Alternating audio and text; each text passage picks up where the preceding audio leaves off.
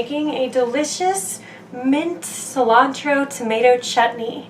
So this chutney is wonderful as a dip, as a sauce. To begin, we have our base ingredients.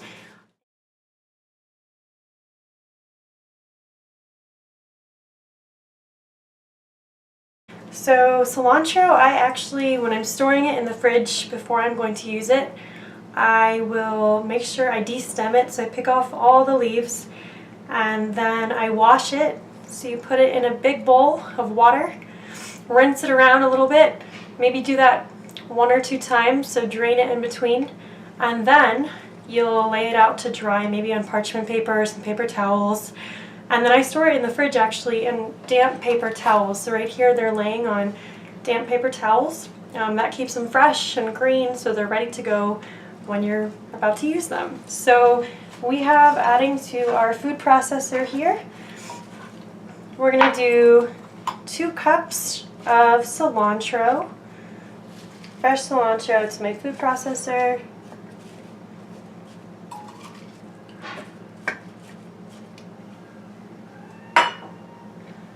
Next we have the mint. It's got fresh mint from the grocery store.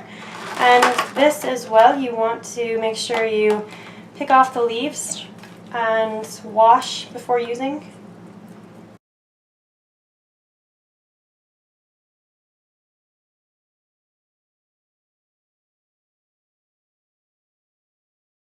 Mint leaves to my food processor.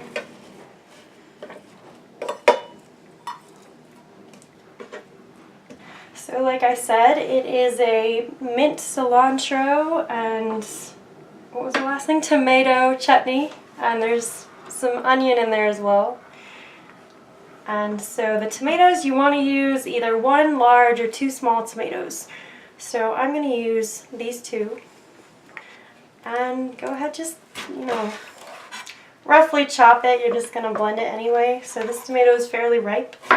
So I'm just going to give it a good quick chop. Nothing fancy here.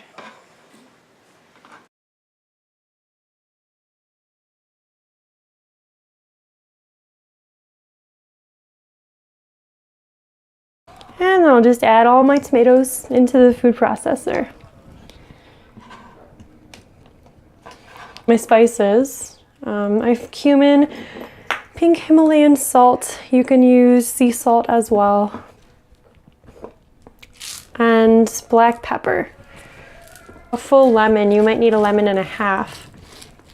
So I'll just get the fresh juice in there. So for this recipe, you're gonna use half of a onion. So this was a medium to large size onion.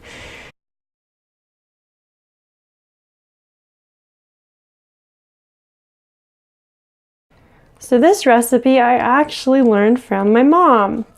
She made this growing up, traditional desi food. There's always chutney. I did also add 2 teaspoons of water to this just so it could blend a little more. It was dry in the beginning.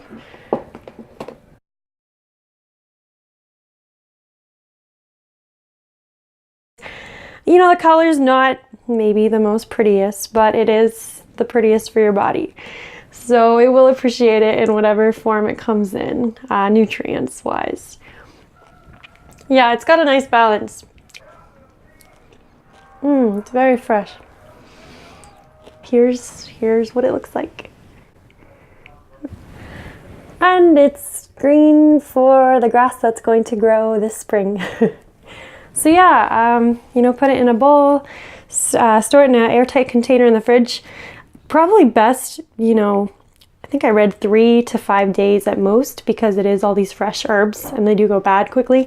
You can freeze this for sure. So I encourage you to do that if you're not going to eat it right away. Otherwise, you can add a little bit of chopped jalapeno or pepper. You can add some yogurt in there as well. Homemade yogurt would be awesome. Some dairy-free yogurt too. Eat it by the tablespoon.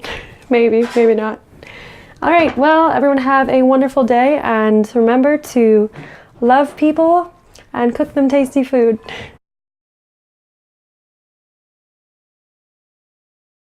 Mint actually has some holistic healing properties as well. Good to boost energy, and of course that nice breath feeling you get. Minty fresh. The tomatoes we're chopping, I was talking about lycopene, and so lycopene is the phytochemical that makes them red, and it also is good for your heart. You can remember red heart, red tomato. It's good for your brain, it's good for your bones, and so it has a lot of just, the phytochemical nutrients in it. So tomatoes are great, and they're also wonderful cooked. I think you get more lycopene that way. Again, beautiful color.